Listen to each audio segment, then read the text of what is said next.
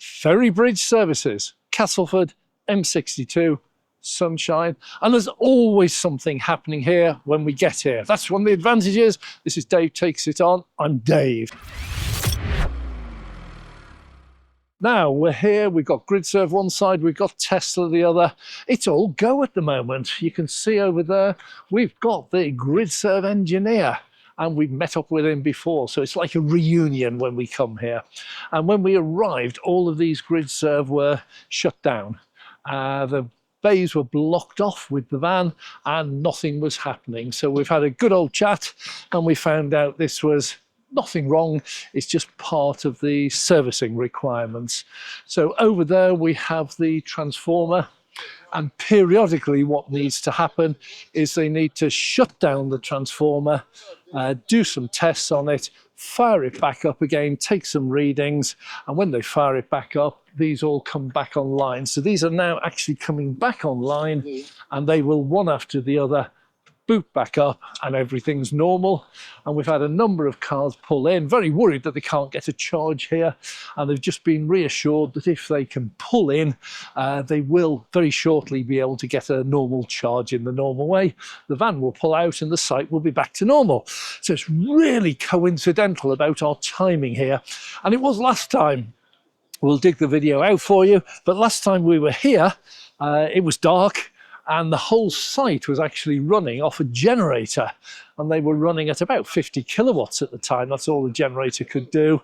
And while we were here actually filming, the whole site just went down. We're not entirely sure what caused it, but everyone charging just lost the power. All the screens went black, really quite dramatic. So once again, still dramatic. Customers now just starting to charge again. All go at Castleford Ferry Bridge. Anyway, it has passed its test. The Gridserve engineer has done his job, and these are coming back online rapidly. We're told the whole process is less than an hour, and that is just a routine thing. Just absolutely fortunate that we happened to be here at the time. We also met up with a Tesla service engineer for Tesla superchargers who happened to be pulling in here on his way from Scotland down to the south coast and back up again, picking up a car, and we had a good old chat with him, and we were talking about the differences between the chargers. It's fascinating to see the difference in one engineer to another. We'll be producing a video with some of those findings on it. It's really fascinating when you get talking to two engineers who look after charging networks. So that's got to come. So if you're interested in that, subscribe to the channel and you'll keep up to date on that. What we have here, these are the chargers are capable of 350 kilowatts, but these, if you check on the app, these are rated at 175 kilowatts. But these operate very much the same way the Tesla V2 chargers operate. And what they do, the Tesla V2s, they provide 175 kilowatts to 2 bays. So if you have one car pull into a bay and the one next door to it is vacant, they will get the full 175 kilowatts. And if 2 cars are in 2 bays, you'll share it. These, talking to the engineer, are very much the same. These have 175 kilowatts provided into each of the chargers. And so if one, like in this case here, there are 2 chargers, there's only 1 car currently plugged in. Now, that car, if it's capable of taking more than 175 kilowatts, it can take power from this one and feed it in up to, I understand, about 250 kilowatts. That's about the limit.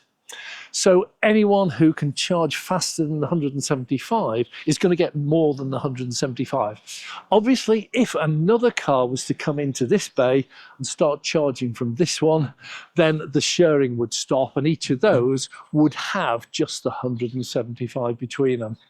So there's an awful lot of technology going on behind the scenes that we're not aware of. So these are not just dumb chargers anymore. There's a lot more going on than we understand.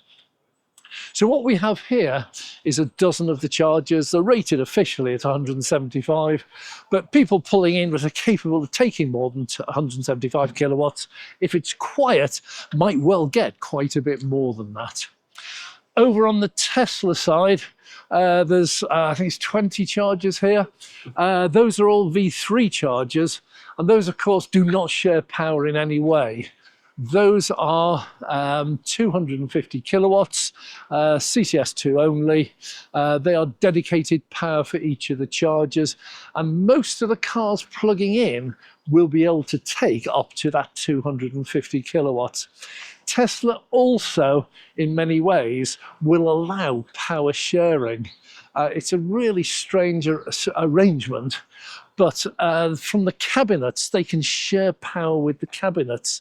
So if 4 cars pull into 4 consecutive chargers, and they all can, let's say they're all preconditioned and all virtually empty and all want to pull 250 kilowatts, they can mix and match the power inside the cabinets to make sure that those 4 charger bays all get that full 250 kilowatts, albeit very briefly. Teslas are not the best charging curves. They can peak very high, but they drop off really quite quickly. But with the preconditioning, they then hold that level for a good length of time before finally dropping off. It's an area that we need to look into a lot more, is these charging curves and this power sharing between chargers, between bays, between cabinets and the transformers. We're told from the Gridserve side that they don't require an awful lot of maintenance, but they do have checks every now and again. The chargers themselves, they just will shut them down once in a while, fire them back up, run through some tests, take some readings. They're virtually maintenance free, but you just run through a procedure to make sure everything's running all right, unless they report an issue. The Teslas run very differently. I've talked to a number of engineers, one today who looks after the Tesla superchargers, but also one in the past. I met them at Oxford services, Banbury services a year or so ago. And they were explaining, it's just been confirmed today, that if you go to a Tesla supercharger and plug your car in, if it fails to charge, then what happens is that raises a flag somewhere in the Tesla system. If you then, which is what you should do, go to a different charger and plug your Tesla in, if that then charges, it leaves that flag on the previous charger saying, this failed to charge, we need to keep an eye on it. So in the meantime, my car has now taken a charge on a different charger, and that's fine. If another car then turns up at the charger I first tried to use and failed, and that one charges fine, the flag's lifted. There was some sort of glitch, not important, and everything's fine. But if that second car, different car from mine, tries to charge and fails, then something's gone wrong. And the first thing they do, apparently, is they'll just reset the charger, and hopefully that will clear it. And in many cases, it almost certainly will. If it doesn't, and another car comes in, tries to charge, and doesn't get a charge, there's all sorts of flags, bells, whistles, all go off at once, and that charger now is seriously at risk. And so there'll be a procedure then which will escalate. There'll be things they can try remotely, and that will escalate right the way up to a service visit from a Tesla engineer.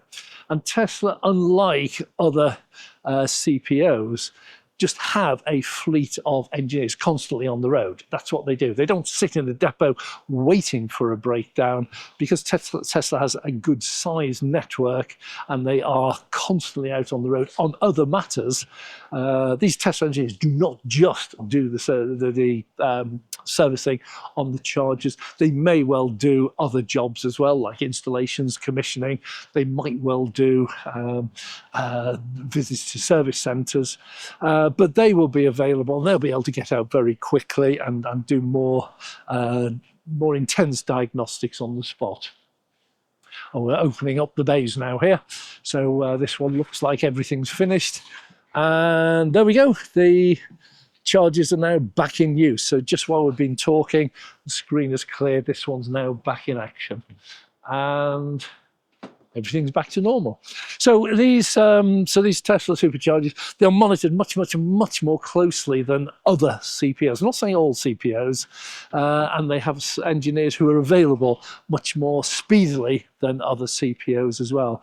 So this is why you very rarely will find Tesla superchargers which are actually out of action at any one time. They take the superchargers activity very seriously indeed. I was talking to the engineer just here. In all my time, I have had one incident. This is 5 years on the road with a Tesla Model S, and in all that time, I've had one incident. I was explaining it to him, and he talked me through what was happening. But I did actually have a case where I went to a supercharger, plugged it in, and normally when you plug it in, you get a click, the colour of the lights changed. And on this occasion, I plugged it in, there was no click, nothing. Obviously, what I did on that occasion, I pulled to a different charger, plugged it in, nothing, no click or anything. And without that click, the plug locking, it can't charge. Luckily, there was another Tesla supercharger nearby, so I drove to that one. It was a couple of miles away. I plugged it in there. Again, it didn't click or lock, but I went to a different charger bay on that location, plugged it in, and it instantly clicked, locked, and away we went. So I think we're moving because we've got too many cars going in now. Now it's open. So on that occasion, I think it was the second charger location, about the fourth or fifth charger that I tried. And then all of a sudden it worked, charged perfectly well. And that was about 3 years ago. I've never had any trouble since. So in 5 years of motoring, testing and using most of the charger locations, one incident, wouldn't really at the time because I was down south and I was trying to get home. But it was over and done with fairly quickly. Anyway, I think it's coming up to lunchtime, so we're going to finish for now. The Gridserve location is coming up and running. This is getting very busy. We came here, no cars at all. We've now got 1, 2, 3, 4, 5 here, and we've got 1, 2 over this side. Gridserve engineer is pulled out. I think he's possibly going to get some lunch as well. So we're finished here. So we'll say thanks very much for watching. If you enjoyed it, click the like button. If you'd like to see more, please subscribe. I'm Dave.